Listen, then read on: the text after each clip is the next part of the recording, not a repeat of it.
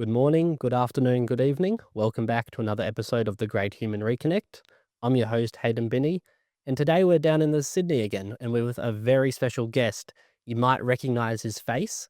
And I thought today, instead of me introducing him, I'd like you to introduce yourself, but introduce yourself in the way you are writing your about page on Wikipedia. It's a great question. Caleb Coroneos, cocky piece of shit. 22. No, I'm just joking. No, I'm a 22-year-old filmmaker. My name's Caleb Coroneos, Greek background.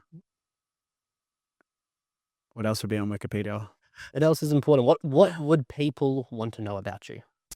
Filmmaker, personal brand builder, mentor, clothing brand designer, motivated, inspiring, authentic. There we go. Yeah. 6'2", 6'3". big ass dick. No, yeah, you know, I'm just junior up. Yeah, I'd probably say that's it. I mean, before we sort of dive into sort of like the more deeper personal stuff, obviously, like, how are you? How's life recently?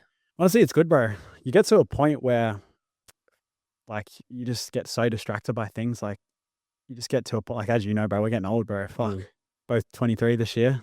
And time just goes faster and faster. And you just sort of value your time, sort of cut off the people you don't want to be around. You focus on the things you need to focus on. And it's just having that sense of urgency to, like, get shit done. So, yeah, honestly, I've been feeling great because I've just been go, go, go, go, go. There's no time to think, honestly. There's no time for emotion. Just fucking, I like to say no emotion, just motion. No, I really like that. I mean, one thing I want to say, like, without sort of being weird or anything, and take this with as much grain of salt as you'd like to, but it's like, I find as men sort of in this space, it's always, it's not an easy space. We're always comparing ourselves to others. It's always sort of that constant internal conflict. Obviously, it's got to say, first of all, proud of you. Obviously, everything you've achieved here, what you're doing. I've been sort of on the sideline watching you on the social media space for quite a few years now, and it's quite inspiring to obviously see the first video I ever saw of you versus obviously what you're posting now. Obviously, touch note on that first video that I saw, which I'd like to sort of dive into first if you'd like. I would probably say maybe the video that sort of puts you on the map a little bit in terms of a lot of people started to actually learn who Caleb was and like what your story actually entailed. Yeah, so pretty much the video he's talking about is, the video is pretty much when I had like a schizophrenic sort of suicidal moment. So pretty much I set up the camera in the car because this was the night I was trying to take my own life. And yeah, pretty much just documented the whole thing. The reason why I documented the whole thing is, one, I've documented pretty much everything my whole life. And two, you know those suicidal videos where you see on YouTube and it was like, they would hold up the paper and it was like showing them that they were about to pass. For some reason, I wanted to do the same. Like, that was my mindset. Just to prove a point. Like, I'm a very petty guy. I've noticed, like, I'm very petty. Everything I've achieved is from pettiness. Yeah. So I thought out of pettiness, like, I wanted to show my dad that it wasn't his fault that I wanted to take my life. But out of pettiness, I wanted to see how many people would give a fuck and all this shit. I don't know why. It's just how my brain works. But yeah, pretty much just started screaming in the car when I was like fucking losing my shit. And I was going to show you that video too after, pretty much recreated it, but for now. And instead of me saying like, get the fuck out of my head, like blah, blah, blah. This time I'm saying I'm the fucking greatest. Like, no one can beat me. I'm fucking him. Just screaming in the car, doing the same thing, but you can like see how I've evolved in every sense. The way I filmed it looks mad aesthetic. The way I said it and my new beliefs. Yeah. I think like part of the reason why the video, like to a lot of people and to me felt so sort of like real and personal, because it's not like you were just saying this as something to like get clicks, get views. You could tell like there was a lot of pain, a lot of hurt, a lot of just deep down trauma, if you want to call it, Yeah. that was really built up. And a lot of people have it in this space, and it's not everyone shares it because it takes bigger balls to obviously take the risk, be vulnerable, versus bottling it up and just sort of going on through life as if nothing's actually wrong, which a lot of people do that. I still do that. And it's actually being able to take that risk, be vulnerable. 100%. I've actually learned that being myself, because a lot of people say they're authentic and say they're who they are, but personally, I feel like I've taken it to the level where like I'm actually who I am on social media, especially by showing that sort of level of darkness. Because I made a whole documentary on my whole suicide story. That shit was fucking hard. Like, people just think like, oh, bro, congrats and shit. But like, bro, that was very uncomfortable to make. Um, but at the same time, like now it's giving me opportunities to freely speak about my past, Mm. freely be able to just be me. If people think I'm weird, I just don't give a fuck. I really couldn't give a fuck about anyone's opinion anymore because like I've just got to that age where I just realized that I'm me and then I attract the people that I want to attract. And since doing that, since posting what I posted back then, it actually led to me meeting the most successful people in the world, me attracting fucking people that are successful. Because think about most successful people, most of them started from a rough beginning. And pretty much showing that sort of led me to constantly getting these type of clients and them respecting and even just my sales calls and all this stuff. It just builds trust because yeah, I'm just me on and off camera and it going to that level of darkness and filming that and posting that. It's just changed my whole life, really. I would not regret it. I always tell everyone, like, you need to document everything, no matter how you feel, how you look. So important to document it all. Yeah, I find that's something I've been starting to do. Obviously, not to the level, the extent that you've gone, but it's like I went from someone that I would not post a single thing for years and years and years. Like I had 2 Instagram posts, me at my wedding, and a video that my maid mate Jesus, my mate made from a trip we did in Canada and stuff. Yeah, And all of a sudden, it's like doing the podcast, putting clips out to now doing like me talking to the camera and stuff, just sort of saying it. It still feels weird and stuff, but it's trying to sort of get past that level. Because I have to say, as I mentioned before, it's like the price you have to pay to like be good at something is you have to suck at it first. Like sucking is just the cost of entry. 100%. Well, something to help you out right now, like, obviously you're, like, stiff and stuff, and it's, like, nerve-wracking, but things to help you out is, like, just sit, relax. See how, like, you're very, like, stiff and shit? Yeah. I'll fucking give you, because like, the way you talk on camera and the way you perceive yourself is how people are gonna view you, and it's important to, like, have the mindset of, like, "I'm a walking Lamborghini, and I'm the best at this." I agree with you. You're always gonna start shit, but having the mindset that you're already the best at it will help you out 100 times more. For example, like every conversation I have, every person I talk to when it comes to filmmaking, I'm the best in the fucking world. No one's even close to me. And I'll say that with fucking like with my chest out. Same with you. Like the more you start to like make your guests feel like you are the man and you are the best podcaster and you're the best interviewer, then you'll feel way more comfortable because you just got to have that mindset of you're the best. Mm. Like really, if you're the best, then who can say you're not? I can't 100%. I can't say you're not the And best. I guess it's sort of like, in a way, it's sort of like that imposter syndrome and like afraid to like be a hypocrite sort of thing. Cause it's like, I do have my days where I sit there and just like, "No, I'm the best. I'm gonna like run everyone over. Like, there's like get out of my way." But then actually getting here, and it's part of like why I like to do all the podcasts face to face. Like, Yeah. I could easily do them all over Zoom and stuff like that. It'd be easier, way more cost effective and stuff like that. But the point is for me to get out of that comfort zone. I used to be super extroverted. Yeah. I then left my job, traveled, focused on my businesses, became super introverted. It's like I lost the ability to talk with people. Like I categorize myself as socially awkward.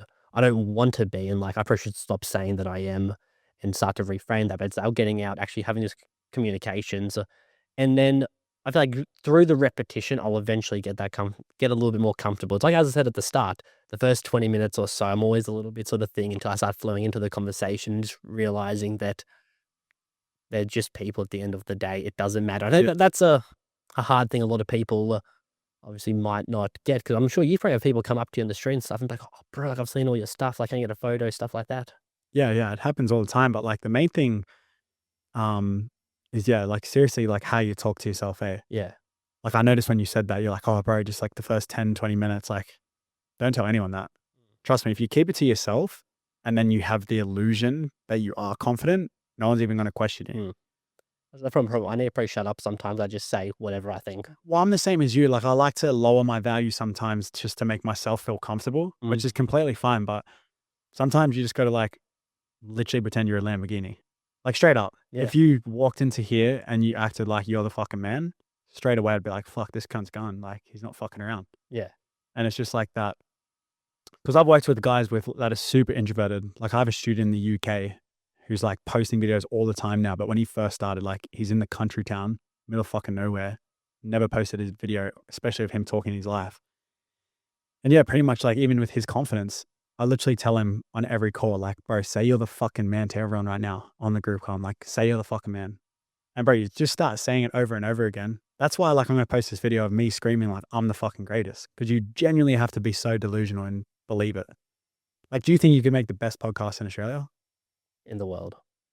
Fucking like, yeah, say it with chest, bro. Like, fucking oath, y'all. Mm. It really does change everything, eh? Yeah, it's confidence and the finding the confidence. And I sat down with someone the other day, and he was talking about obviously people look for confidence, but they don't always understand like what confidence is. It's obviously taking it back to its root, and a lot of people say a lot of things that don't mean anything. And as I mentioned earlier, that was a big thing for me. Was the constant. I say stuff, never follow through, never do it, continually lie to myself. So now it's sort of, it's probably analyzing it now. It's probably like that internal sort of like threat mechanism. It's like, obviously, let everything know, like, hey, it's probably not going to be the best and stuff, just to probably accommodate those thoughts in my head. And like, I'll own it. Like, that's a whole point. I post clips of myself. Like, I say stupid stuff. I stumble. A lot of podcasts I do, I look back and I'm like, the guest was awesome. I look what I did. I was a freaking mess. It's like you get so caught up in the moment, but it's like I'm still gonna put it out because I am the man. I can do it. It will get better in time though. 100%. Yeah. That's mad. I know we went off topic a little bit, and I'd like to sort of go back to obviously that famous, infamous, however you want to sort of put it, video of yours. What led up to that moment? It was a lot, bro. So, um, yeah, I pretty much, like I said before, I pretty much documented every sort of thing in my life, especially when I was younger. I sort of grew up into it. So, yeah, my mum would film me, like, sort of framing my dad for certain things that he didn't do in the court. I don't know if you know this story, but me and my mate used to film these agent movies, and I basically recorded us doing like an agent thing where we're like good agents, but then he turned bad. So we like pretty much set up the scene where I had a box car, like a car for Yeah. the scene. He was walking and I sort of hit him with the car, and then that's how he died in the video. And then he died the same way the next week. So like, yeah, my mate died the exact same way a week after through a video. Same with my yaya, which is my nan. Spoke about her on a video saying like, oh, I need to see my nan more. Like, I'm too focused on business. I'm too focused on like what I'm building. And then, bro, literally like a month later, she fucking passed away. So every time I make a video, even for myself, like when I film myself in the car trying to commit suicide, I told myself it's either I die and I never had a purpose, or if I don't die, then I had a purpose. Guess what my purpose is? Literally my own story. I am the purpose. And I feel like most people sort of look past themselves or look at all these other things when you just got to look into yourself. Like, you are the purpose. Your story is what sells. So yeah, I've just been sticking to that, bro. Probably this will be a big thing for me in like my personal life, like my relationship with family members and stuff like that. What's your relationship with your family like? I just got my dad and my uncle. I recently, like, me and my uncle live together when I'm not here. But yeah, I just pretty much live with my uncle, got my dogs there. So he takes care of the dogs. Hardly see dad now because he's a truck driver. But yeah, I fucking love them, man. They honestly raised me perfectly. They taught me how to be a man, how to treat women, how to be masculine, how to treat myself, like take care of my body, take care of how I look, the way I speak to people, manners, be polite to anyone, don't look down upon anyone. They just taught me the most basic street smart life skills. Mm. And honestly, it's made me the best version of who I am today. And they let me be very free at a young age. So fuck, literally when I was 10 years old, I was catching trains, I was cooking my own food and shit, which sounds like little things, but Yeah. that freedom that young, I've noticed now that I'm older, like people still at this age don't even have that freedom. They're controlled by their parents and shit. So the fact that I had that freedom was, yeah, the best thing for me. I've noticed in a lot of your videos and stuff when you're talking like about your dad and stuff, like it's very evident that he is such an important person to you. And there's something that he said to you. What was the saying about you can do it if you? Yeah, so my dad used to he used to read this book to me when he like got custody of me, because my dad didn't meet me till I was 2, and then by the age of 5 he had full custody of me. And we went through a lot of shit, bro. Like, my dad could have went to prison for all these bullshit lies from my mum, but pretty much the book is The Engine That Could. So it's about a train that was trying to get up the hill with a bunch of passengers on it. And then this bully train was coming past because the train said, I can't do it, I can't do it, I can't do it. It kept saying I can't. Mm. This bully train come past and said, you can't do it, good luck to you. Then the passengers said, say you think you can. Like, say think you can. So then what did the fucking train do? said, I think I can, I think I can, I think I can. And then I got up the hill. So from a young age, literally from the age of 5, my dad would read that book over and over and over again. It was my favorite book. I used to love Thomas the Tank Engine. I used to love trains. And my dad used to read that to me, and bro, it gave me that much fucking delusional belief that I'm fucking doing anything I want. And it has led to that. Like, I feel like I'm in a fucking movie, bro. I feel like a GTA character. Like, look where we are right now. Yeah, exactly. And it's weird because it's like, I always wanted to, not to like go too deep into the story because I haven't shared this yet. And I don't want to until like I release a documentary, but pretty much my childhood was in and out of court. And it was, I just remember being in this courtroom in Blacktown. It was like a concrete room with one window. And I spoke to a psychologist recently, which I hate doing, but I did it. And she pretty much explained who I am and why I do what I do. Failure is a part of one of the biggest things. I created the brand too. But yeah, that courtroom was just a concrete wall with one window. And it's crazy that I'm in a fucking warehouse. I feel comfortable in here. Just like, I don't know, you just do so much as a kid. And then over time you realize like that's what shaped you to who you are. So yeah, just everything I've achieved is from that book and from that quote my dad said. He's just like, son, think you can and you can. Think you can and you can. So yeah, my philosophy is if you think you can, you can. So for you, for example, like if you think you can make a big podcast, then fucking think it and believe it. Now, obviously saying is important, but doing it is more important. I do think, like, during all the hard times and stuff, because I'm a believer, people, they often fall into one of the two categories. You're either running from something or you're running towards something. What box did you fit into? Fuck, how do you even answer that question? It's like, were you, like, it's tricky. Like, you can often probably fall into both, but like, it's often one thing more than the other. It's like the experiment they do with the rats. It's obviously they have the cheese in front of them, they run fast, they take away the cheese, obviously the smell of a cat behind them, they run even faster again. It's people you're either moving towards something or running from a reality you don't want to be. Like, from my example, it was I was probably they're probably very much aligned. It was running away from, like, the old version and, like, running towards, like, the version I knew I could always be. It's running away. I don't wanna keep falling back into the same habits that, like, my family and stuff that they were like. Me and my family, we're 0 contact. I haven't spoken to them for years and stuff like that, Oh shit. just due to, like, different reasons and stuff like that, just not aligning. It's, like, the same, just because, like, they're family, like, doesn't mean, like, their blood.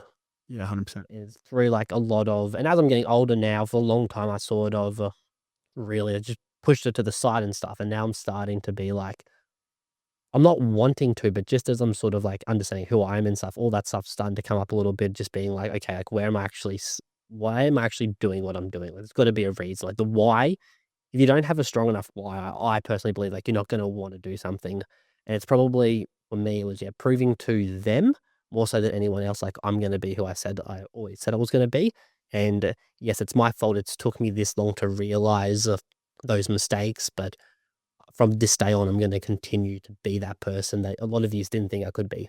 Yeah, 100%. No, it's good, bro. Like I always say, like pettiness is the best way to sort of control your emotion and get Yeah. towards something.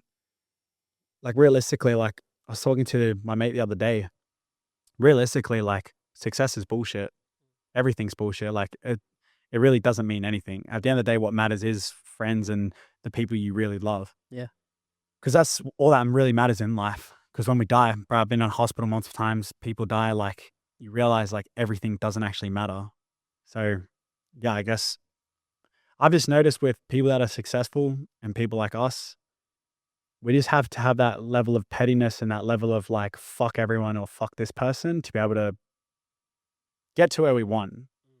Because yeah, that why really does come down, and I've spoken to so many people about this. The why always comes down to proving someone wrong. To me, that's fucking pettiness. So if pettiness is the answer, then fucking go all in, eh?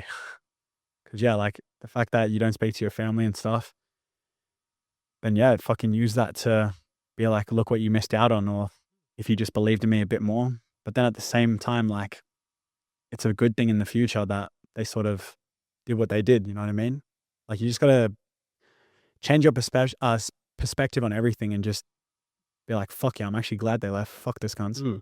like, the more you're actually talking about, like, being petty and stuff, I've never really thought about it in that way, but I'm like, I'm really a petty motherfucker, like, I really am, Yeah. like, should have I probably moved on, reached back out to them ages ago? Probably, but, like, the part of me was like, "It's been this long, like, I've been fine without them." It's like, "Why go back?" It's like another story I like to use, it's like, if I like, for me, if I go back, it's like I'm continuing on that same path I've always been down, and I know exactly where that path's going to end up. It's like, I don't wanna get to that end goal, so I've gotta get off that path as soon as I can, try and get onto the other path. It's like the train. It's like, if you get on the wrong train, the quicker you get off, the better, because the cheaper the return ticket's gonna be for you. Exactly, yeah. It's true. I mean, if you're trying to really debunk everything, what is your biggest fear? What keeps you up at night? The fear of failure. Like, there's 2 ways I explain it to people. It's like, failure is something that has stuck with me since a child. When I failed school, I felt like a failure. When my mates passed away, I felt like a failure. Even recently, my mate commits suicide. I felt like a failure because, like, even reading his text messages, he literally wrote it so clear. I'll actually read you the message too. But yeah, failure is my biggest fear. And that's why I created the brand as well. Like, the fear of failure is literally one, it holds people back from achieving what they want to achieve in the life they want to live. And two, if you don't fear failure at the same time, then you're going to become a failure because you need to fear it. Like, you need to be like, no, fuck that. Like, I'm not going to fail. I don't want to fail. Like, who really wants to fail? People say, you need to fail. You need to fail. No one wants to fail. It's not the fucking point. If you don't fail, guess what? You're going to learn a lot quicker. Um, but I'll read this message because this has been my whole life and I've always felt like a failure for this reason. He goes, and this is only recent, like November, he passed away, or October, sorry. He wrote, sorry for the time, bro. Fuck. That's all good. Do you think, like, because obviously what you went through, your experience, obviously wanting to end it all, like, did it sort of hit a little bit harder? Like, I'm not trying to say, like, nothing's obviously your fault or stuff, but being like, I wish I could have, like, just helped that little bit more, or like maybe it wasn't like I overlooked the obvious signs. Yeah, 100%. Like, pretty much what his last, I can't fucking find it. He wrote it somewhere in here. Pretty much his last message was, I've achieved everything and now I'm done. And now they can watch me from the top. It was something to do with that. Like, people can watch me from the top. And I didn't really see it at the time. And a week later, he fucking done it. But yeah, you do have that sense of like, fuck, I wish I did try harder. And that's why I told you, bro, like, I really cannot sleep. Like, you talk about having a reason why, and people talk about like being motivated or having their purpose and shit. Like, there's a difference between like actually having one and just saying you have one. For example, like, people say like, oh, I want this, I want that. Do you want it or do you need it? Like, do I want this? Yeah, it's more of a want. Did I need it? No. Did I need to inspire people? Did I need to help people with mental health? Did I need to help my family and make sure my dad fucking didn't waste his time? 100%. See the difference? Like, all this shit's a want, and the need is like the actual purpose, helping my dad, helping other people to not feel alone, making sure that no one fucking commits suicide in my life again. Because I've had so many, it's like my 11th mate that has committed suicide. And like, the numbers just keep adding up. And then even myself, like, even my own mind, my own brain wants to kill itself all the time. Like, I'm fucking sweet. Like, I'm not going to kill myself, but I always do have that thought of like, what if like I just do it? I am pretty fucked up, but yeah, like, you know what I mean? Like, No, it's, I get you. I mean, probably two questions leading on from that. Obviously, one, like, define what is failure to you. Like, obviously, so many people could be here, like, what's failure, Caleb? Like, what does that actually look like? What is for you? What does the failure look like? failure is being a little fucking bitch and quitting, bro. Like, you're only a failure until you quit because everything's a fucking lesson. Yeah. Like, if you played sport, I used to play rugby league. If we'd knock on the ball, the boys would be like, "No, all good. Next on, hold the ball tight, That's a lesson. We didn't fail. It's a lesson. If we lost the game, we learn what we did right, what we did wrong. It's always a lesson. Failure is quitting. Like, I genuinely believe that. Like, it's really all it comes down to. It's fucking quitting at the end of the day, because then you failed. For example, the fear of failure, my brand. I didn't fail my brand. It's just on hold. I did it for 1 month, fucking did really well. So I thought, fuck, I actually need to put more time into this and a bit more intention and strategy for it to do well. I've had cunts fucking literally tattoo it on their fucking arms, their chest. Be like, oh, bro, what happened to the brand? Like, fuck, it's disappointing that you let it go. I was like, brother, It's coming. I've got time. Fucking let me do my thing and then yeah. But yeah, pretty much failure is not quit. Failure is quitting. That's what it is to me. We've spoken obviously your experience with that. I know people in my life, obviously, suicidal thoughts and stuff. Why do you think, especially a lot of young men, are like that is where it's going? Why are so many young men, in your opinion, ending it? There's a couple things, and not many people talk about this, but women, I would say, is a massive issue. And if I posted this, it'd fucking go viral because people don't want to talk about it. But men do kill themselves, and it's a very high percentage over women, Yeah. which is a sad but true statement. Like women and men think very differently. Personally, I've had suicidal thoughts when I've had my heart broken. And it really does fuck you up. Even if I have an argument with my girlfriend now, like it really does fuck up your whole brain. Like men just think so different. It could be the same for women. I don't know. I'm not a woman. But for men, that's a very big reason why men do commit suicide. It's the relationship they're in. They don't love themselves enough. They're insecure. Like men just don't have that sense of purpose or urgency. And even if you do, sometimes it's still not, you just never feel good enough. I feel like men will never feel good about themselves. It's all a mask. It's all a facade. Like even myself, I can say I'm the man. I do believe I'm the man, but at the same time, fucking behind the scenes, like there's times where I'm like, am I good enough?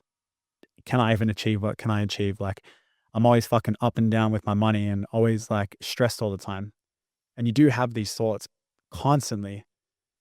So I'd say women's one and like not understanding that you just need to, I don't know, fuck, I don't want to be the guy that like tells you what to do because I really don't know what to do. But from experience, like it's just keeping busy. It's making sure that you're constantly doing something. I think that's the best advice. And people will hate on me. I always say it and people fucking talk shit, but it's like, bro, if you're busy and you're doing shit, you got no time to think, especially when you've got the weight on your shoulders of other people. It's so important to like try to become someone that you want to be, or try to become a leader, or try to be in a group of people where you lift each other up. Because when I was suicidal, I was lonely and I didn't have anyone to talk to. And I just, yeah, I just was fucking insecure about myself. But then when you get to the point where you're too busy to even think, then it's not gonna, the thought's not going to come up. And Every people, man needs to have a purpose. exactly, yeah. And people will say like, oh, but like that's so unhealthy. You need to see a coach, you need to see this and that. I don't know if you saw the video, but fuck life coaches. Yeah. Fucking wankers. Like this fucking dickhead the other day, a lot of them messaged me like, oh, bro, the way you go about mental health is not right. There's no right way about it. I'm just talking from my experience. You can take it with a fucking grain of salt if you need to. Like, it doesn't matter. Which obviously I know you're not trying to say that you're an expert, but you've got more sort of skin in the game and experience in it than what a lot of these people online prescribing do this and do this actually do. Because a lot of people will say, oh, this is what you should do scientifically and stuff like that, but that isn't always the case. It's funny you say that, actually. Most psychologists, especially the people I know, some are women, some are men, they haven't been through shit and they're telling you, like, Yeah. how the fuck to control your emotions. Like, And we're psychologists are the most expected fucked to up listen to people. them. Yeah. And I'm not even like, obviously, I'm being stereotypical here, but most psychologists I've met, they're the most fucked up people that can't even control their own mind. Yeah. And it's a fact. And you know, it's funny if psychologists watch this, they'd be like, fuck you don't know what you're talking about, blah, blah, blah. I understand they got to listen to a lot of trauma, which is bad for your fucking brain. It's not Mm. healthy. Even for myself, I get real fucked up when I have so many people in my DMs sending me videos of like people that have killed themselves or family photos of their family passing from suicide. I've had a lot of those messages and it does really fuck with you. So I can understand from a psychologist standpoint that it would be very hard to be emotionally controlling, but at the same time, they haven't actually, not obviously being stereotypical here, but not all of them have experienced what the person has experienced. So it's hard to tell someone what to do. I always believe like the best way to help someone is give them a sense of purpose, give them a sense Yeah. of fucking why. Because without those two things, like you're still going to be fucking lost. Oh, here, have some antidepressants. Or here, fucking go have a holiday. That doesn't do anything for you. Helping someone, making someone else smile, that does something for you. Have you ever fucking helped an old lady walk across the street and helped her do something or Yeah. done a good deed in life? Yeah. How fucking good did you feel? I feel good. No cameras, no one even saw it, no one said thank you or clap for you, but you felt fucking mad, right? Yeah. Exactly. If you feel fucking sad, Go start helping people. Don't do it for anything or anyone. Do it for yourself. Help someone. If someone needs fucking help crossing the road, help them. If someone drops something on the floor, pick it up, give it to them. Someone you just walk by, give them a compliment. Those are things that will help your mindset. Those are the things that will make you, one, confident, two, make yourself love yourself more because people will react to you in a different way. For example, when I speak to people, I make sure that they feel comfortable around me. Like even you now, look how relaxed you look. Mm. I want to make sure people are relaxed around me. I want to make sure they feel like they can just open up. And if I have to open up first and share my dark stories and share my shit for them to open up, I'm happy to do so. Sometimes you got to fucking give to get. That's how life works. You give, give, give, and then you'll receive maybe one or two things. If you don't receive anything, who cares? Just keep giving. So I yeah, guess that giving's led us to sort of where we are today. exactly. Bro, all of this has been built off me helping people. Yeah. Genuinely, there's not one thing I've fucking done. Oh, look, I fucking gambled here and there, just dabbled a bit. But that's not gonna make you rich. Like, it hasn't made me fuck all. If anything, I've lost it. Yeah. Um, but yeah, pretty much everything is here was simply because I wanted to share people's stories or help people leave their job to become a creative. Like walking in here every single day, is it sort of like you sort of have to constantly like pinch yourself to remind yourself of like the humble beginnings where it all began. Like you've got your brand all over there. You've got it all on boxing bags. You've got retro camera gear over there. You've got the workspace. You've got everything here. Like, is it just a constant just reminder of like how far and like a reminder of like you are who you say you are? It's hard being in it. Yeah. It's hard being because you look back at old footage of yourself and you're like, fuck, is that really me? Especially when you do transform, like obviously like the appearance of yourself. Yeah. Um, it's hard, bro. Like life just goes so fast. You just gotta like keep being present. Mm. Because Luke Belmar actually told me this thing. He said, brother, the past is imaginary. It's literally a video playing in your head. It's bullshit, which is a fact. It is imaginary now. And I've had that mindset ever since. It's just like the past is imaginary. The future is causing anxiety. If I live in the now, I can get shit done now. For example, today, like I told you, my sleep schedule is all fucked up. Yeah. So I'm tired as, but woke up at 8, had fucking calls till 12, started cleaning for 2 hours before you got here. After you leave, I got to do my fucking client shit. I won't be asleep till fucking 6 a.m. today. I might have a nap here and there if I need to, if I'm really tired, but fucking shout out Celsius. But yeah, like you just got to be present. Obviously, sometimes I look around and I'm like, fuck yeah, this is hectic. But at the same time, I'm like, fuck, I need to double this shit. Yeah. I'm not good enough. You know what I mean? I think, like, when you were telling me about your sleep schedule and stuff, like, my first reaction was like, "What? Did you say you don't go to bed until 6 AM?" Like, I had to, like you see so many people, like, especially these days, all these, I sort of feel like for females, you've got astrology. For men, you've got I'm an entrepreneur in the online space. I feel like that's the male equivalent to the astrology, and it's like, the big problem I have with a lot of people, it's they say they're doing a lot of work. They're like, "Oh, I'm doing all this work, and grinding and build this business," and it's like 12 months later, 2 years later, they're still doing the same thing. "Oh, nah, bro, like, I'm just doing this other thing, like, just doing this." It's like they reward bullshit in my opinion. It's like, "Oh, yeah, bro, I've, like, pulled an all-nighter doing work." "Okay, what did you actually do?" "Oh, like, I just ChatGPT'd a few things, Googled a few things." So they're giving themselves applauses for doing nothing and then, like, just not acknowledging, like, the actual work that they have to do.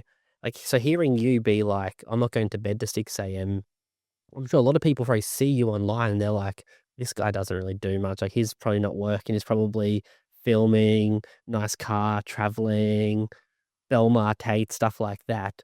I don't think a lot of people actually understand how much work you have to put in. Oh, And 100%. But that that's the thing that social media does. Because I don't even show how hard I work, yeah. and I do that for a reason because I film it all until they see it and they'll be like, "Oh, okay." Mm. But no one will ever understand, and that's what I've like that's what you just gotta come to. It's like, no one will ever understand you, and it actually make you feel better about yourself. Like, I don't give a fuck if anyone thinks I work 2 hours a day. Believe that. If Yeah. anything, if you think I'm working 2 hours, that means I fucking made it. Yeah. Like, you can suck my dick, I'm the man. I fucking work 2 hours a day. If 100%. you believe that, you believe that. What do you do with the people that clap themselves for working hard? What would you do? If they're in my, like, personal circles, know them thing. Beforehand, I'd probably leave it, but now that I'm sort of, more grounded in my opinions and what I believe. I sort of I pull them up on it. Like my best mate, we constantly have disagreements and arguments, and it's like we do it out of place of love because he likes to put on this whole like mask of like I've done so much work. I've just like been doing computer work like the last 4 hours. I'm so exhausted you wouldn't understand sort of thing. And I'm like, okay, so what did you actually do in those 4 hours? Oh, I sent like 2 or 3 emails. Okay, what else did you do?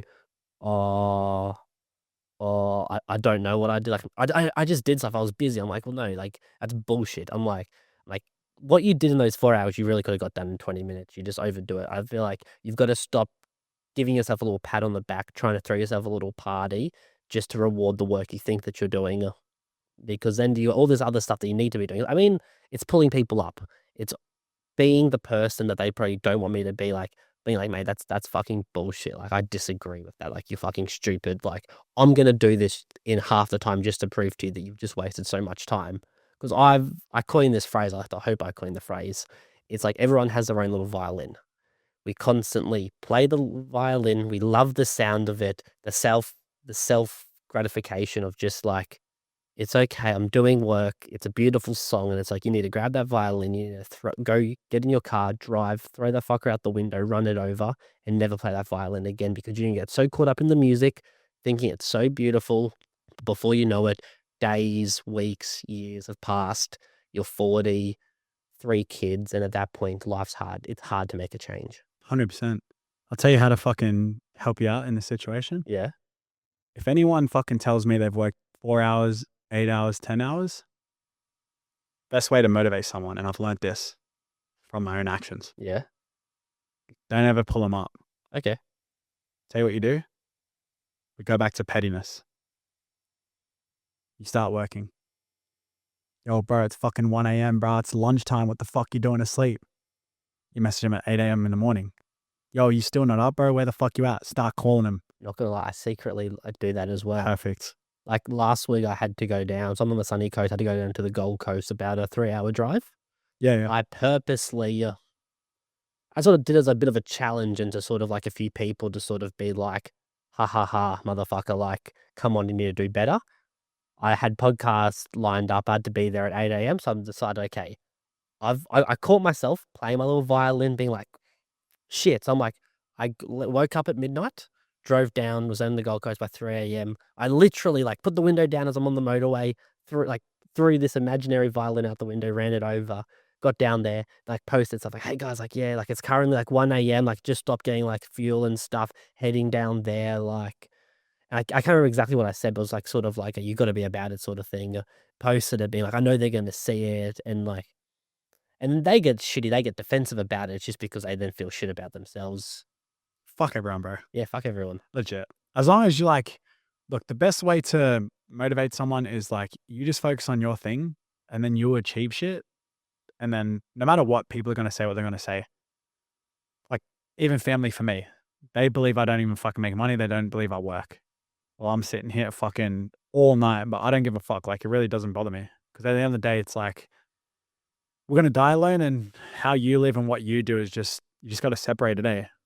You just got to give less of a fuck. How did you overcome that though? Like the people closest to you when you don't, where you get pushback. You just get to the point where, like, it all comes down to not giving a fuck. Yeah. Like, really, bro, like, it doesn't matter if it's a positive comment or a negative comment. Just do what you got to do, focus on what you need to do, and everything will just play out how you want it to be. Because, like, realistically, what does their opinions have to do with your end goal? Whether it's good or bad? Nothing, right? It's like the Rick and Morty quote. It's like, your boos mean nothing. I see what you people cheer for. Exactly. So, look, personally, to answer your question, with family and stuff like that and friends, like, still to this day, they'll never understand what I'm doing or how I do it. Even my girlfriend's family, they have no idea what the fuck I'm doing. Yeah. Especially her dad. He's like, oh, well, how do you make money off this? I'm like, I just film.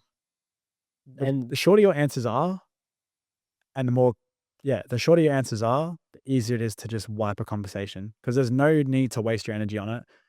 You just got to film, document your journey, document how hard you worked, because then when you make it, then people will be like, fuck, I wish I listened. Fuck, I wish I did this. Goes back to pettiness. Just until we make it, nothing matters. because he's right. Your podcast, he doesn't give a fuck. Mm. He actually doesn't. No one does. You have to make people give a fuck. Yeah. Like, I've learned this the hard way. I was always searching for this validation and shit. That's why I got suicidal. Until you stop giving a fuck about validation and you just think, fuck it, I just need to get what I need to get, live the life I want, then everything else you just wipe out. For example, like, what are your goals for the next 10 years? Like, what's your dream life look like? Do you want a family? Do you want a house? Like, what does it look like?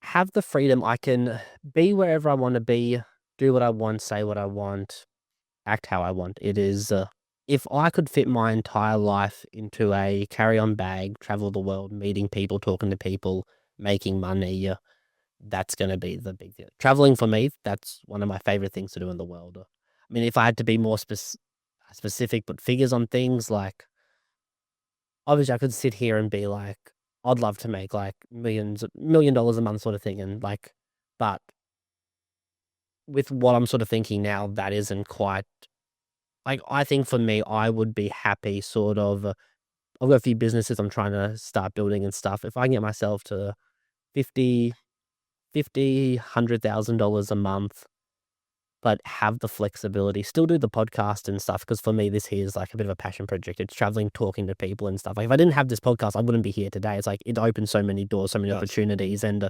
it's the beauty of talking to people. You learn so many different perspectives, so many different ideas. And like, even in the last few weeks, it's really just blown my mind how much I've noticed a change just hearing other people say and just realizing people are people. And it's quite insane. I mean, like, that's probably like my more selfish goals. Obviously, having a house and stuff, I'm not too phased on. Like, I've got my opinions on like the housing market, stuff like that. Obviously, when I was younger and stuff, before I really knew who I was, the whole idea was obviously 2, 3 kids, house, stable job.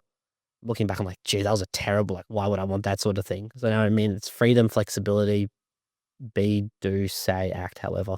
If I said I don't care, how'd that make you feel? Does it bother you? Does it bother your future? No. Exactly. Like, I So know, just never. I actually learned this from fucking Tristan Tate. yeah. Told the cunt my whole life story, like how I was suicidal, how I got to where I was, like how I met him and shit. Yeah. He goes, bro, I don't give a fuck. Yeah. He said it in a fucking funny way, but like, No, of I was like, course. bro, I don't give a fuck. Like, your past is the past. Yeah. Your future is like anxiety, and the present is your present. Like, I 100% know what you're saying. Obviously, I feel like there's sort of 3 levels to it. Obviously, there's the 100%. point where you care about everything, it affects you. Yeah. You've got the point where nothing phases you, stuff like that. That's like where you are. I'm probably more in that middle ground where it's like I'm wrestling both, because it's like, on one hand, it's like I do have the moments where I obviously do care, but then I've got the other days, like, I'm posting videos and I'm like, you motherfuckers, like, if you don't like what I'm posting, unfollow me, shit like that. I've said it in a few, it's like, unfollow me.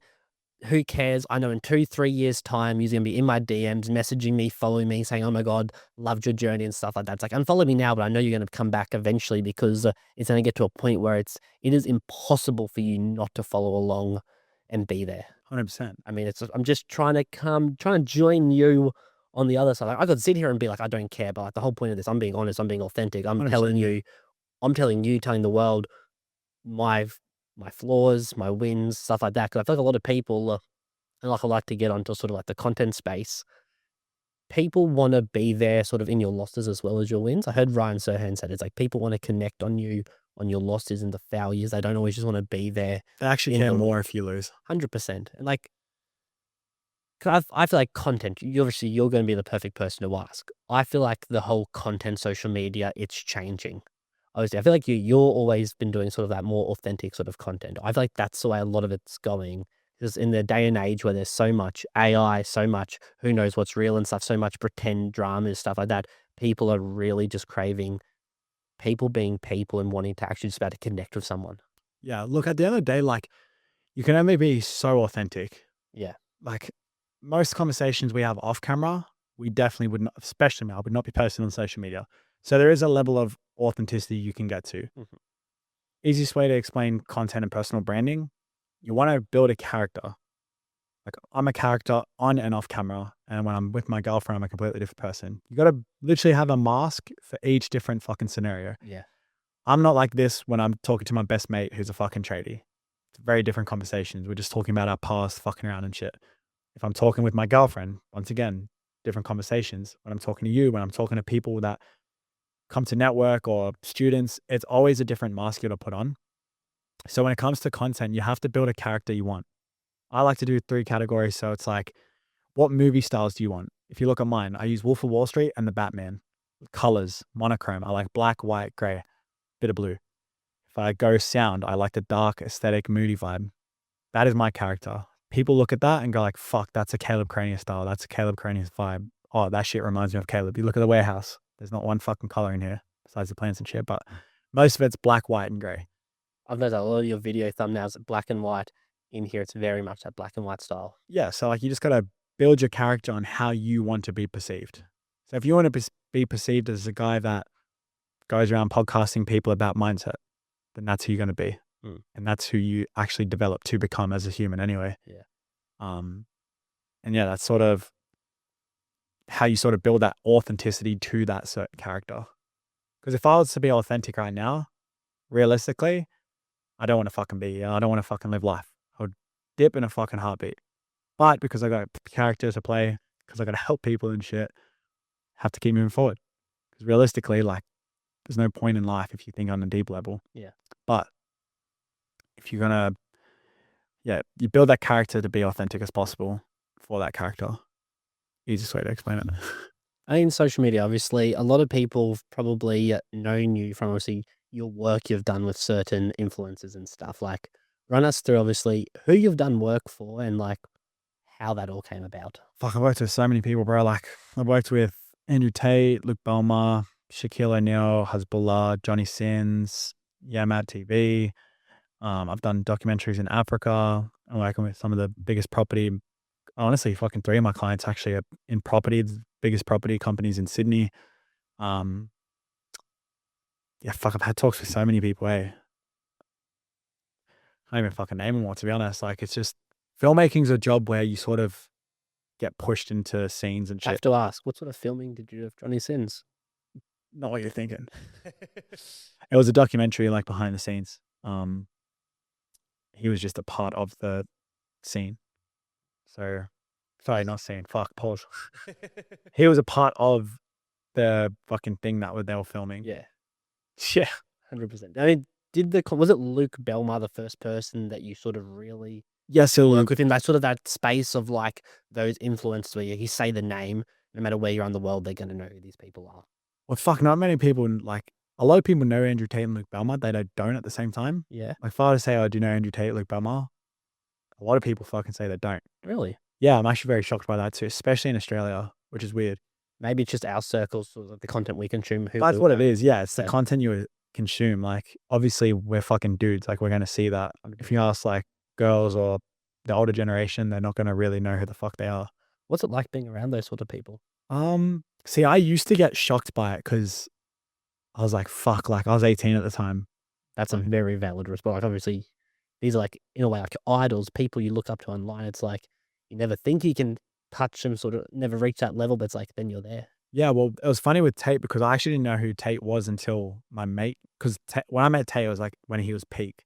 Yeah. So I didn't know who he was until my mate showed me a video like a week before I actually met him. I was like, oh, what the fuck? Like, this guy's content's like mad. Like, he just talks mad shit. Like, at that time, I was talking about like how women couldn't drive and shit. I was like, fuck, that's actually funny as. But then I met him like, that was like 2 weeks later in Romania. I was like, what the fuck? Like, I was kind of like, not starstruck with Tate. I was more starstruck with NRL players when I was younger. Okay, yeah.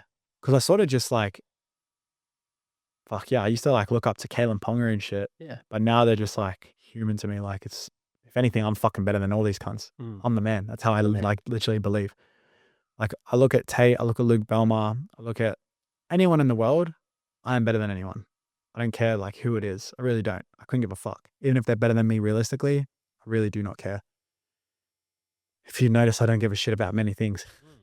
But yeah, like at the time I was 18, I was starstruck because I was like, holy shit, like that's crazy. Like, nice to meet you, bro. Didn't really talk much. I was just there to listen, film. But yeah, now I make sure that, like, now I'm at the stage where I have to make a statement with every room I walk into. So yeah, it's like sort of changed. I just learned how they did things, how they had that aura, how they had that charisma. So you definitely learn a lot from them, from being around them. Yeah, so yeah, I did not learn anything. I learnt a lot. Like, if anything, it's fucking changed my life, like I said, especially Luke Belmar. I spent 2, 3 months with him traveling the world. Bro, like, that guy was just fucking smart. Even if what he's saying is bullshit, like, I know these allegations and shit are going Mm. around. Even if it's bullshit or not, the guy changed my life, and I'm thankful for it. Like, to have him at 18 or 19, whatever I was, learning oh, yeah, sorry, I was 18. Learning all the things that I learned from him, couldn't fuck yeah, like, it was just a blessing. Told me the analogy of being a walking Lamborghini, told me my past is imaginary, start to think of the now, start to be in the present. Told me, like, if you wanna be successful, think of who becomes successful faster, people in a group or an individual. A group would obviously grow faster, so work in groups, work in teams, build teams. Other things he said, fucking, the way you talk to people, the way you hold yourself, the way you can, like, the way you dress, the way you take care of your body, like, literally went into detail about every single thing, and then on top of that, he would ask me questions on everything I would do. I've got clips of me actually asking him simple questions. He's like, "Okay, we'll do a segment where you just, like, quick fire." I literally couldn't even fucking answer, like, I couldn't even say the question. I didn't know how to say entrepreneur. That's how retarded I was. I was like, "So, whatever you learn as an entrepreneur." Yeah. And I look back into footage, I'm like, "Holy shit, was I that fucking retarded?" But then you just learn, like, Yeah, 100%. yeah. I feel like I'm rambling a bit, but yeah, it's like how, like, I No, learned keep so much going. shit. I mean, obviously, that's who you were back then. Obviously, content stuff, like, I know a lot sort of happening. Obviously, got your own university. Run us through sort of obviously what you're doing now and what sort of the vision for the content game moving forward is. Yeah, so pretty much my plan at the moment is I've got Caleb Coroneos as my main brand. Like, Caleb Coroneos is the brand. It's the storytelling, it's everything. So with my personal brand, I'm spamming YouTube. Oh, sorry, I'm spamming Instagram and TikTok. And then I'll be posting a documentary a month on the YouTube channel, pretty much just showing, like, a behind the scenes of, like, how I'm building my business to, like, over $1 million. So I want to show the behind the scenes on that, show people what I do and how I'm building everything, like the clothing brand, the travel events, the networking events, the university, the filmmaking, documentaries, and the personal branding. So everything I do is sounds like a lot, but it's all aligned to the one thing, which is Caleb. Yeah. Everything I enjoy doing. I enjoy filming, I enjoy documentaries, I enjoy building people's personal brands. I love mentoring, I love clothing, and I love creating videos for myself. I love networking and travel. So it's all related to the same thing. So that's everything I do pretty much. So is the sort of the big picture of that obviously grow obviously your personal brand and stuff to a level that because of who you are and stuff, it's just completely organic then going then straight into obviously the clothing brand, education, stuff like that. Yeah, everything's I just wanna keep everything organic, to be honest. Like, if I ran ads ages ago, I would have been fucking millions, to be honest, but I just like keeping it organic because I wanna build off of my story. I wanna just do it so authentically and, like, just I don't know, bro, I'm a creative. Like, I just love being very intentional with what I do. What would you say is like the biggest trick like blowing up on social media and stuff these days? If you were to start from like lose everything, all your accounts, all like who you are and stuff's gone and you needed to grow your page to like 100,000 followers, like what's the blueprint? If you wanna be like look, there's different ways to build personal brands, but if you wanna blow up, like, quick, you need to do something fucking outrageous and retarded, and you have to create a series on it. If you wanna grow fast. If you wanna build a proper fan base and a following, depend on what you do. But yeah, if you wanna grow to 100,000 followers, say outrageous shit, create fucking wars, talk about religions, talk about fucking shit that people complain about all the time. That's what will fucking start you. For example, like, if I were to talk shit about any other religion, I'd be fucking blown up pretty quick, and it wouldn't be for a good or bad reason. Like, there's always a fucking good and bad in everything. So there's multiple ways to blow up, just how you wanna blow up. Like, personally, I wanna blow up for my aesthetic, my creativity, and the way I see things. That's how I've grown my account. Other people have grown their account fucking saying day one boxing until I get knocked the fuck out. Yeah. So That took him quite far. exactly. So you can do what you want, how you want. There's no right way of building a personal brand. But if you want to grow fast, that's my best advice. Do outrageous shit, say outrageous shit, create a fucking war, and post a series on it. Yeah, I've definitely contemplated sort of going down those routes and stuff like that, but I'm like, it doesn't really align to sort of what I want to do. Like, I'd rather have build a more loyal audience. It might not be as big compared to if I run these challenges and stuff and get crazy things, but you want to have a smaller but more loyal sort of audience that's going to follow you through everything and support you through everything. 100%. Because if you were to think about like the difference between a storyteller that's being authentic, sharing their story to compare to, let's just say, the kid that is doing the boxing. Yeah. Now he's got some fucking crazy followers. Good on him. Like, honestly, that kid's fucking done so well for himself. But at the same time, like, has he built anything? Or has he built a loyal following? Who knows? Like, he might have, but has he built like that cult following that will be there for him, you know? Really just depends what you want. So you sort of obviously talking about trends blowing up and stuff. I'd like to get your opinion on the penguin. That was tough. That was. That was tough as fuck. I don't know why, but it's like inspired a generation of men. It was tough. It's quite a nice story. I went through, I actually saw someone, they put down a caption and stuff of like what it meant to them. And I'd like to share it. I actually thought it was quite good. A penguin leaves its pack, its food, its safety, and walks alone into the deepest of snow.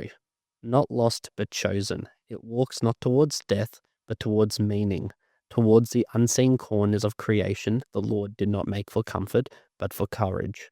It refuses complacency, trades safety for truth and solitude for freedom. And if freedom costs everything, even life, then even in death becomes a form of liberation. That's tough as fuck. That's mad.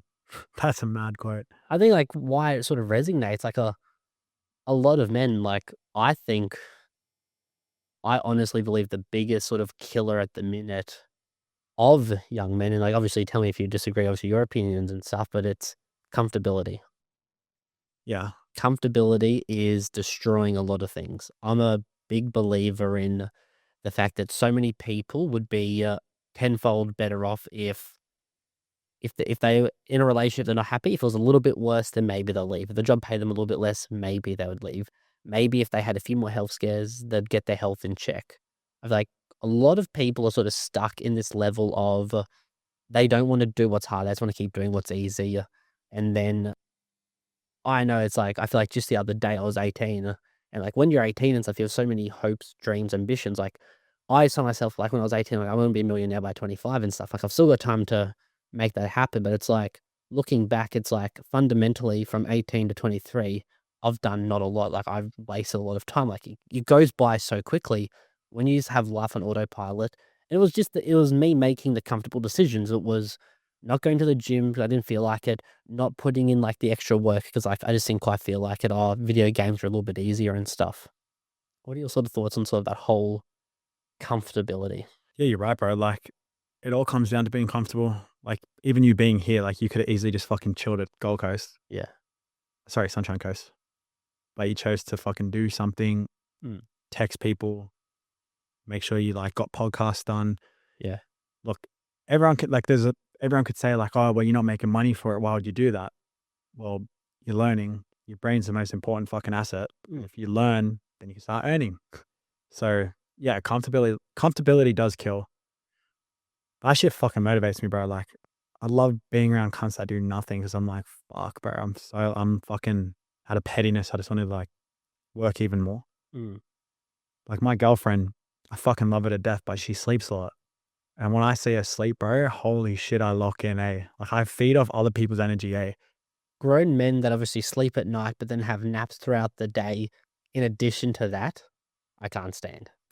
Yeah, like you just can't do anything about it, eh? You Yeah. just fucking feed off it, bro. You look at him and be like, fuck yeah. Like the unfortunate reality is like as good as it would be for everyone to succeed, like it isn't like possible. Like people, there has to be losers. Like as brutal as it is, like some people are just destined to be losers doing it because it's like it's gonna work out eventually. It's like what's the worst case? Like what do I really have to lose? Like I'd much rather do this and risk it all. Like if I like the thing that a lot of people can't comprehend is like, in order for anything to, like, work out, in order to have the sort of fairy tale finish in life, make it, have the supercars, whatever you want, like, for that, there has to be an equal level of risk in it not working out. Like, it is so stupid. People sit here and be like, oh, it's gonna work out. Like, there's no chance. Or like,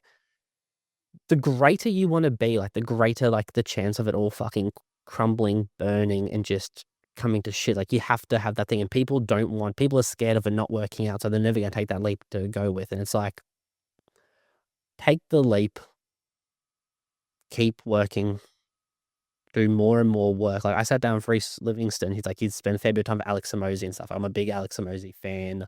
Obviously, not everything, but it's like with a lot of people, I like to just absorb what I want to absorb from them. And it's like the biggest thing. It's like do so much work that it just becomes undeniable that you're going to make it.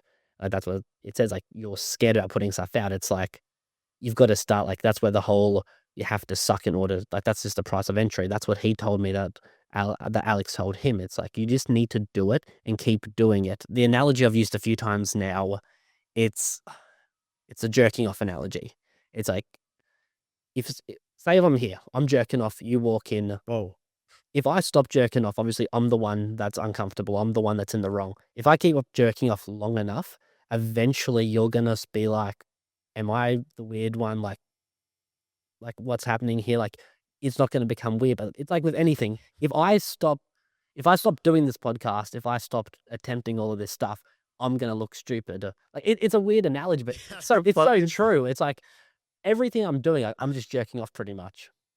And if I stop jerking off, I look like an idiot. But if I keep jerking off long enough, everyone is going to doubt the fact that they even question why I was jerking off in the first place. You're such a. I hope that makes sense. You know, in the memes where it's like you chuck a mic in front of anyone and they just say shit. Mm, I know what you're trying to say. yeah, it may have not come off correctly, but like, Nah, I get what you're trying to yeah, say. what I'm trying to say. That's funny. Fuck yes.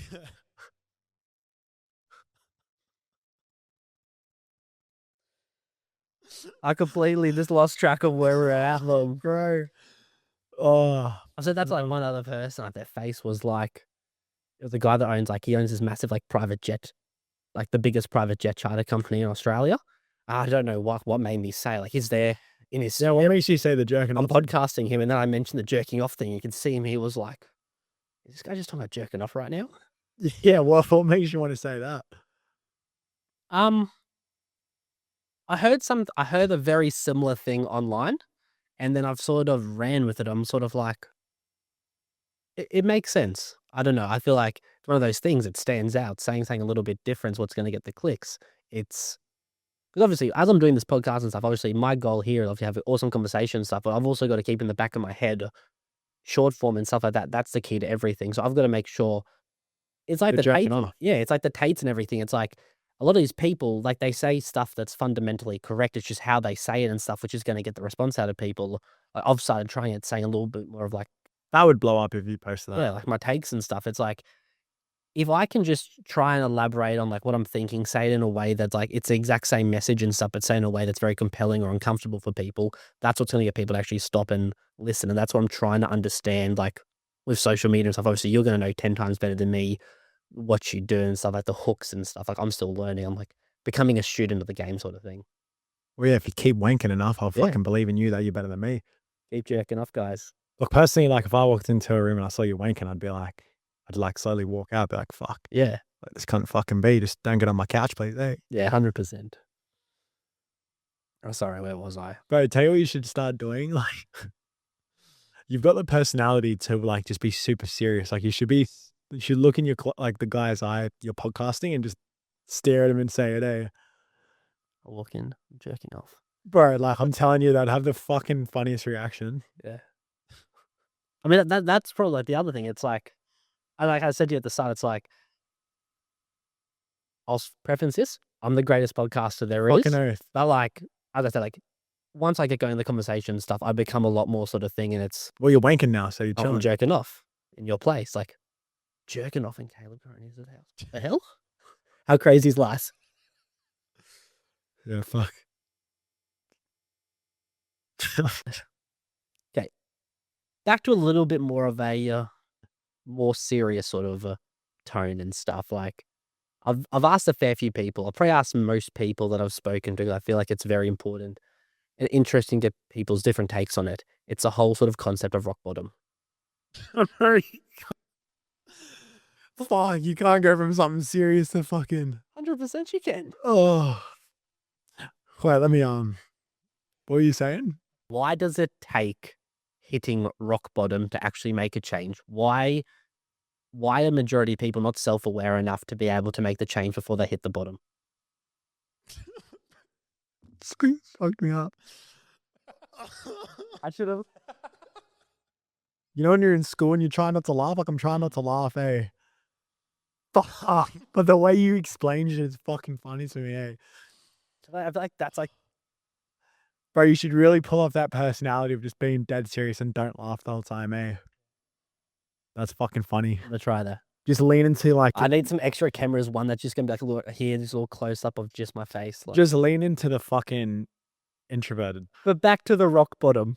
Yeah. Okay, going back to a bit more of a serious note, a big thing that I ask every single person I talk to, they all give me a very similar response. Obviously, the small little details it changes throughout because everyone has their own personal takes on it. It's the whole concept and of rock bottom, and that's a big thing I've sort of struggled with for a long time. It's why does it take, like as humans, why does it take us hitting rock bottom? Why does it take for shit getting so fucked up for us to actually change versus changing before shit gets bad? And then on the flip side, it's like, even when things hit rock bottom, then like the extra layer to the question is, why does hitting rock bottom not always change? Like, then what separates hitting rock bottom to making a change? Like the times that you say, oh, I've hit rock bottom, I'm going to make a change versus hit rock bottom, actually make a change. Like I say this because I had a car accident a few years ago, driving back 100 kilometers an hour, highway, back roads, fell asleep, had the car on cruise control, fell asleep, road bent. I went off of a bridge, fell about 10 meters, crashed into a cement piling. I remember woke up, climbed up, blood coming out of me everywhere, walked for probably about 50 meters down the street, like this back road, bleeding, like the adrenaline keeping me going. Then I fell to the ground and like I was just laying there. It's like, I'm not sure if you're familiar with like Dolby and stuff like that in Queensland. It's like bumfuck nowhere pretty much. There's nothing out there. Like it's like a back road highway. And in that moment, I'm like, holy shit, like I think I'm going to die here because there was no one in sight. And then when people did come by, so you just go picture this, like you're in the middle of nowhere, you can't see the car because it's down the hill and like Yeah, you'd look like a fucking zombie. you've got me on the side of the road. I was in a suit. There's blood pouring from me. I'm there like screaming out for help. I watched about, I think it was 13 cars drive past me and not stop. I was on the side of the road.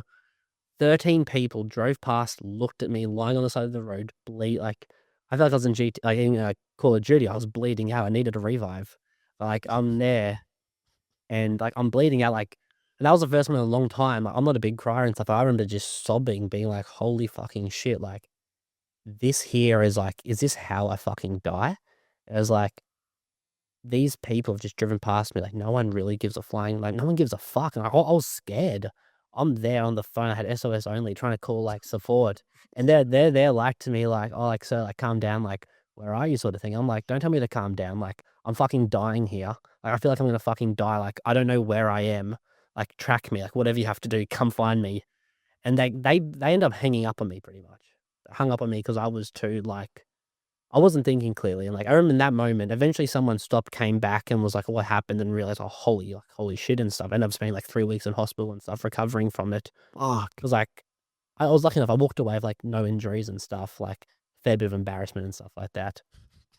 But like, it was in that moment, like getting back to like the message behind it. It was like in that moment, laying there bleeding out on the side of the road, I told myself, like, God, like if you get me out of this, like if you get me like back home and stuff, I'm gonna like change my fucking life. Like I'm gonna transform it, go to like do what I've always said I was gonna do.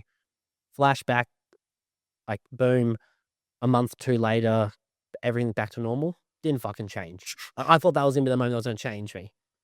Like it's crazy to think, like those moments, like a moment. I'm not laughing because it's No, I understand. the way you're explaining. It's like the moment that I thought I was gonna fucking die. Like I genuinely thought I was gonna fucking die. I was like saying my final goodbyes, everything like that in my head, and it was like that didn't fucking change me. But then what it took for me to then change to be like, fuck, I've got to go all in. I've got to go be violently fucking hungry for what I actually want in life because no one else is going to give it to me. I've got to get it myself. it was just one night. I think I watched one 30-second Instagram reel, and that was the moment to change me. Why wasn't rock bottom, fucking nearly dying, change me? It took watching some fucking idiot talk to me for 30 seconds on a phone that doesn't even know who I am to change my life. It goes back to wanting and needing. For example, you just got out of hospital.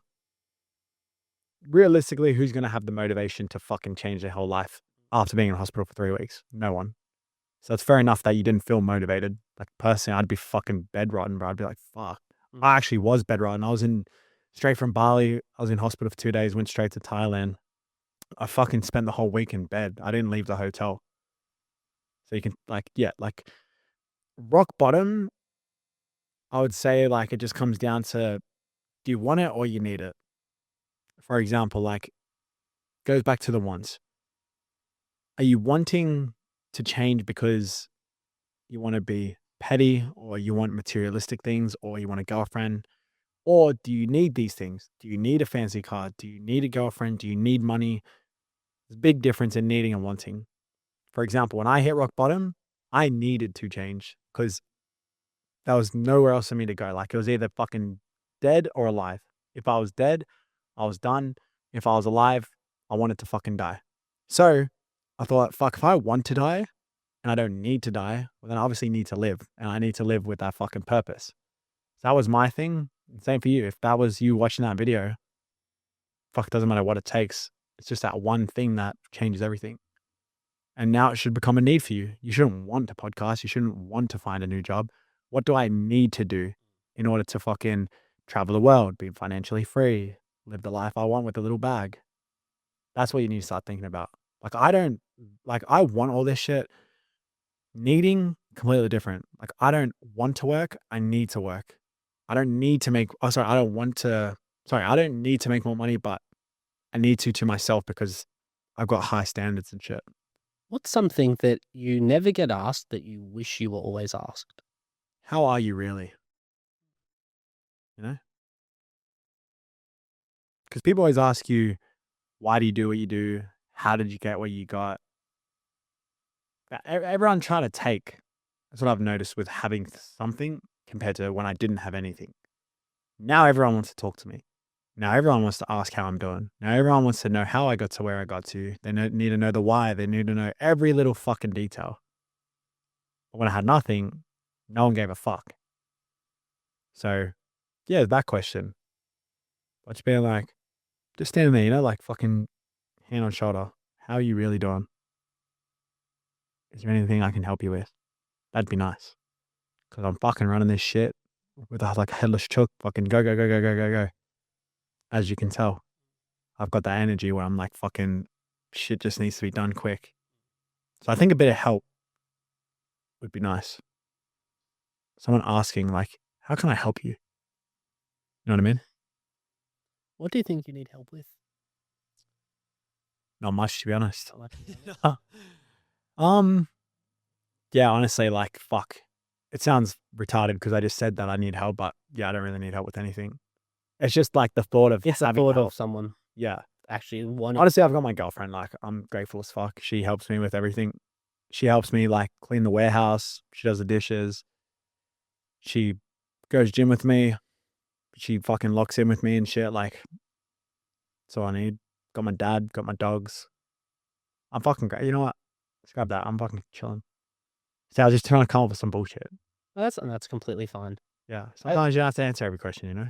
Of course, like I want to ask this question. Like, I'm going to come back to like I want to try and my goal of this, obviously, coming into here.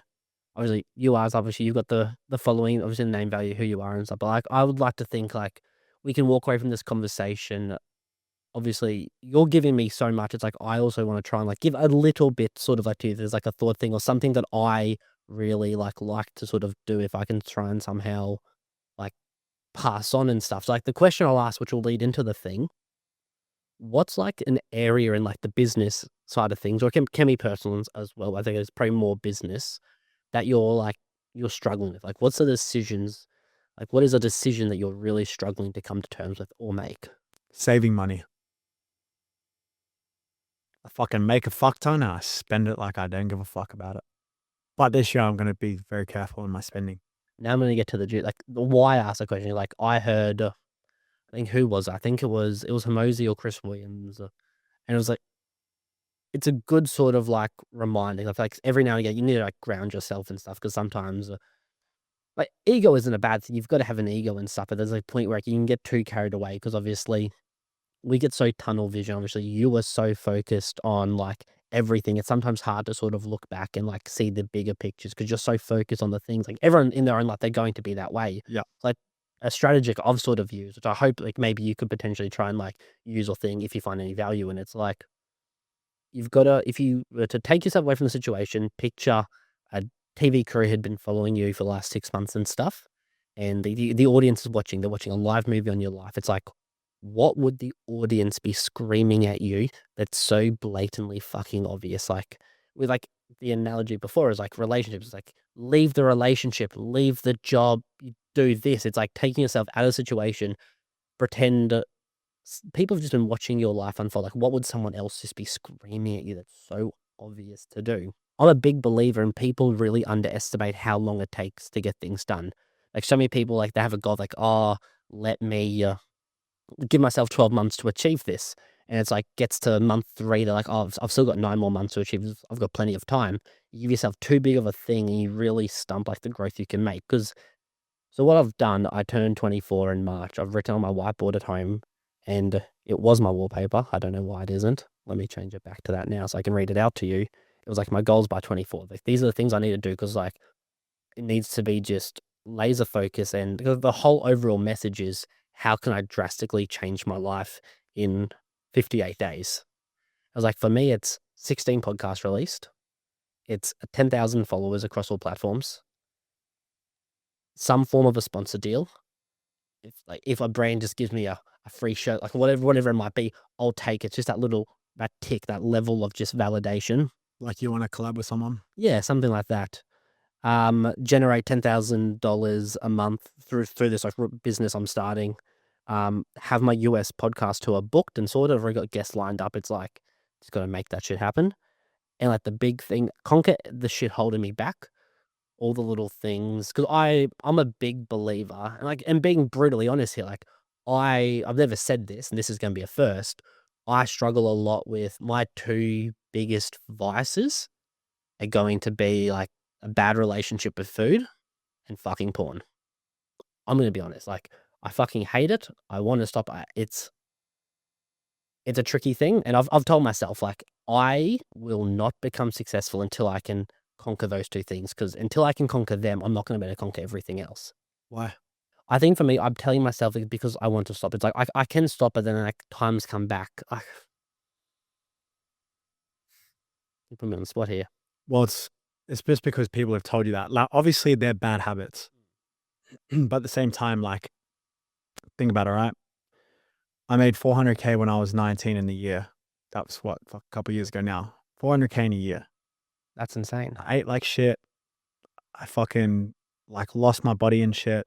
But guess what? Got closer to the life I wanted. Now, I yes, you hear what do you're have to saying. be healthy, but at the same time, still shit that doesn't actually like contribute to your goal. I'm not saying that health doesn't matter and shit. Like it does fucking matter. Like I'm only taking care of my health now. Um, and yeah, like it's pretty much like people always say like, "Oh, don't do this, don't do that," but why? Like, does it actually affect what you're doing? Probably not. Like you can, like you said, you can fucking wank right now. It's not going to change anything. If you wank long enough, who's going to give a fuck? If you need to eat food, I know a lot of fucking successful cunts that eat a lot of food. My dad, he's a big ass dude. Like he eats a lot. I fucking love my dad. I'm not looking at him for his weight. Yes, he obviously doesn't like himself, but at the same time, he's the nicest person you ever meet. He's better than half the cunts on the planet. Mm. It's just something that like is just social media just fucking brainwashing everyone. Like, yes, you can have the goals, and I'm not saying don't get rid of those fucking habits. Like they are bad habits. But at the same time, you can still achieve shit. Don't say I'm not going to achieve it until I get rid of these things. You're just fucking holding yourself even further back. Because then what? You're going to take 6 months to a year to quit that shit? Do you know what you said to me just then? Do you want me to rephrase it? Yep. You said, I won't achieve what I want until I get rid of those two things. So We spoke earlier about you worry about what people say about you. Mm. Now you're also worried about your job situation. Now you're worried, and you're worried about your porn addiction and food addiction. That's about fucking 4 massive things in your life that are holding you back. It's literally like me pulling you back right now, but it's Yeah. yourself. So fuck it all off. It's easier said than done, obviously.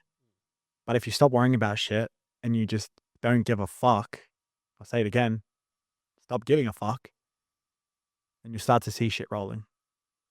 Because the more you talk, the more you're actually just talking about the things that are genuinely holding you back, and it's yourself. Like, you're just saying shit that, like, obviously I'm not being fucking disrespectful and shit. Oh, no, It's good 100%. to learn, you know? Yeah. Because I've been through the same shit. I'm talking from experience. I'm never telling people how to do things. It's from my own experience of what worked. Yeah. Because I've been the same, brother. I got fat, fucking doing bad shit. Like, never touched a drug, by the way, Yeah. or alcohol. I've touched alcohol, but not too much. But these bad habits, like, they eventually go. Don't let that stop you from fucking achieving your goals. Mm. Like, there's a lot of bad habits I had that have stopped me from achieving all this. Fuck no. Still got to work towards the goal. Listening to people. Yeah, it may hurt at the time. You're not going to give a fuck. You probably forget the next day. Mm. Or it just uses pettiness to be better. So then they can't say anything. Just gotta rewire your brain, bro. Just fucking see things. Yeah, this is the therapy session I didn't know was gonna happen, but it's happening.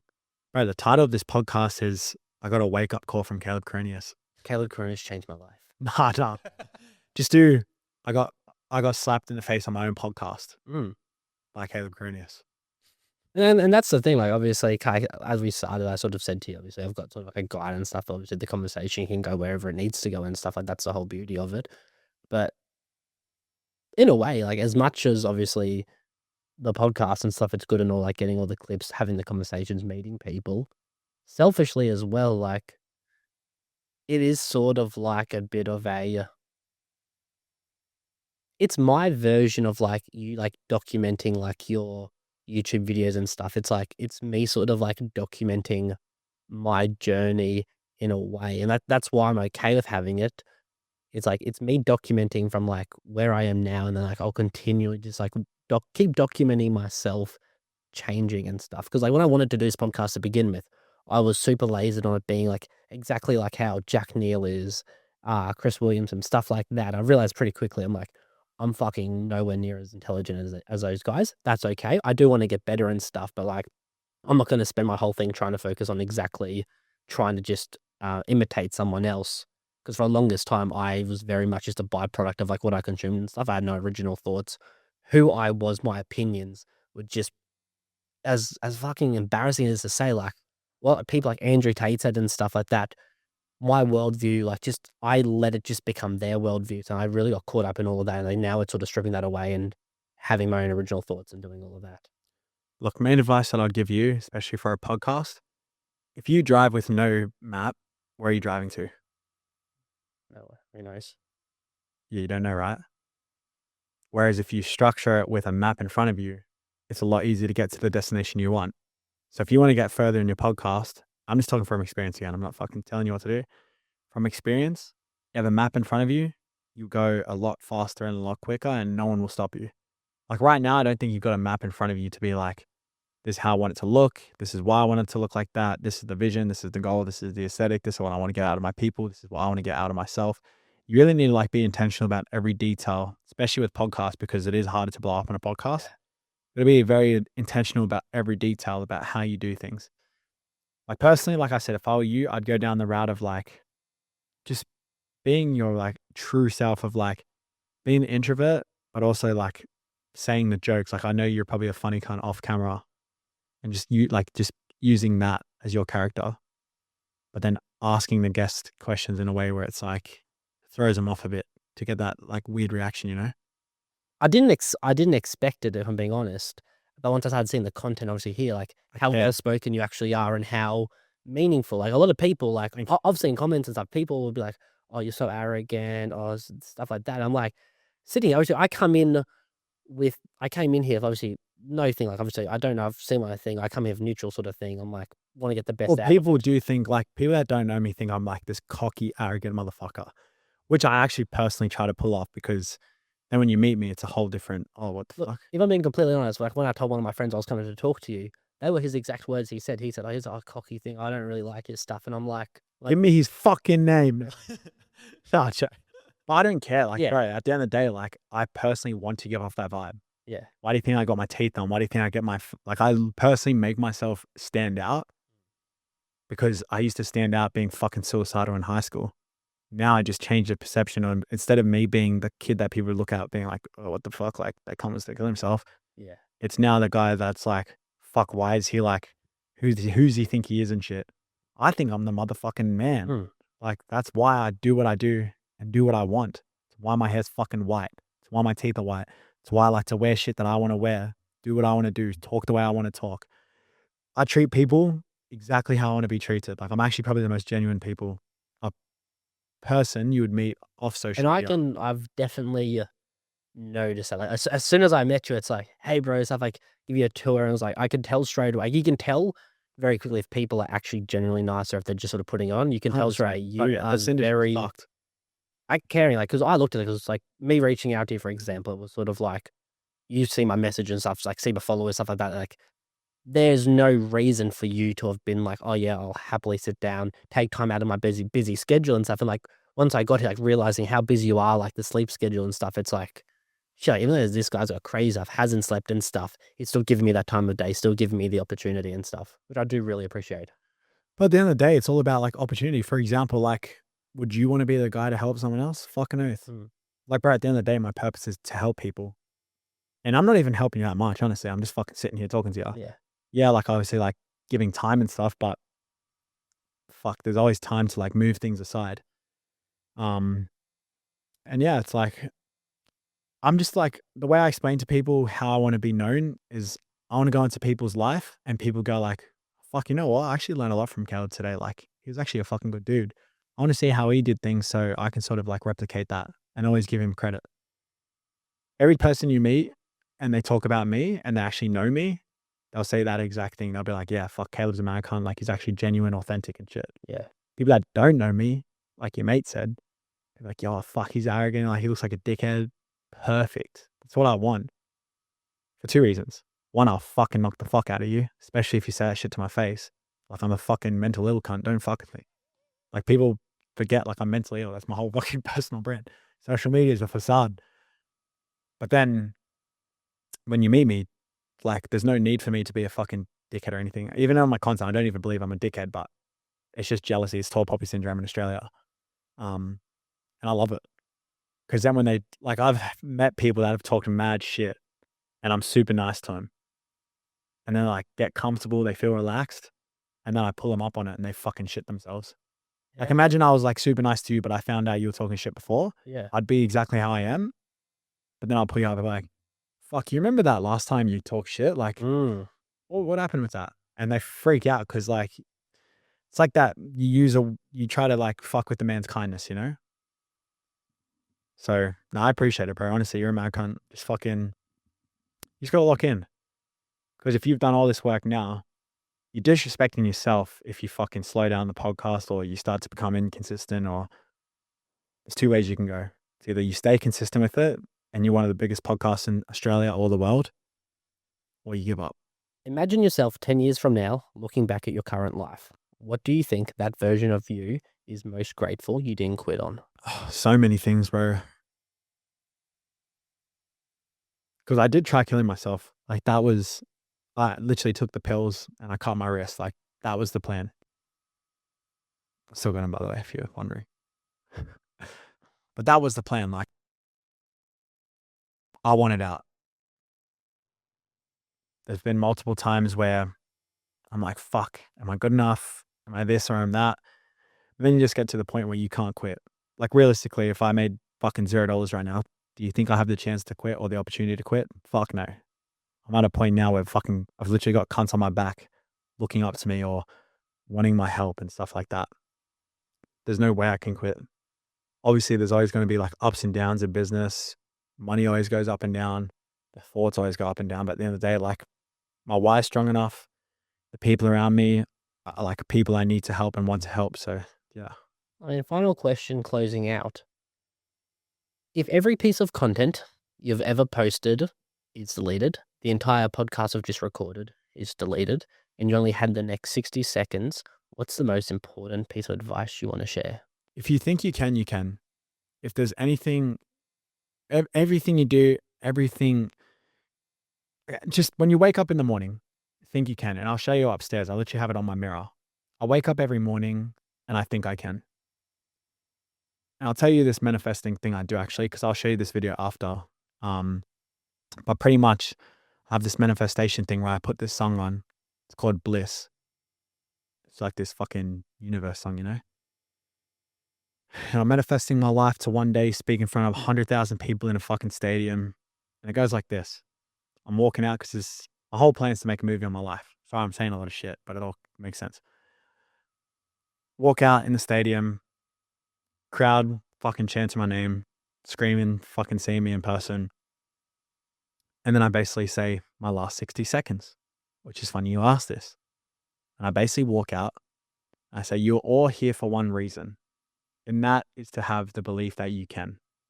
And since the day I was born, my dad always told me, if you think you can, then you can. So if there's one thing I want you to get out of me today, is that you can.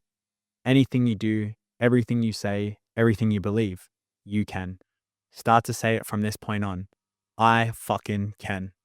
Absolute pleasure. Thank you for inviting me into your space. Cheers, mate. Guys, this was another episode of The Great Human Reconnect. Until next time, stay safe.